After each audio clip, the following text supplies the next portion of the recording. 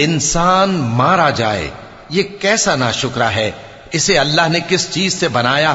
نطفے سے بنایا، پھر اس کا اندازہ مقرر کیا، پھر اس کے لیے رستہ آسان کر دیا، پھر اس کو موت دی سو اسے قبر میں پہنچایا، پھر وہ جب چاہے گا اسے اٹھا کھڑا کرے گا۔ کچھ شک نہیں کہ اللہ نے اسے جو حکم دیا اس نے اس پر عمل نہ کیا۔ تو انسان کو چاہیے کہ اپنے کھانے کی طرف نظر کرے۔ بے شک ہم ہی نے پانی برسایا، پھر ہم ہی نے زمین کو اچھی طرح پھاڑا، پھر ہم ہی نے اس میں اناج اگایا اور انگور اور ترکاری اور زیتون اور کھجوریں اور گھنے گھنے باغ اور میوے اور چارہ، یہ سب کچھ تمہارے اور تمہارے مویشیوں کے لیے بنایا۔ تو جب کانوں کو پھاڑنے والی آواز آئے گی، اس دن آدمی اپنے بھائی سے دور بھاگے گا، اور اپنی ماں اور اپنے باپ سے اور اپنی بیوی اور اپنے بیٹوں سے بھی۔ ہر شخص اس روز ایک فکر میں ہوگا جو اسے سب سے بے نیاز کر دے گی۔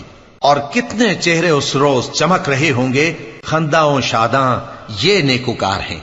اور اس روز کتنے چہرے ایسے ہوں گے جن پر گرد پڑ رہی ہوگی اور ان پر سیاہی چڑھ رہی ہوگی، یہی لوگ ہوں گے انکار کرنے والے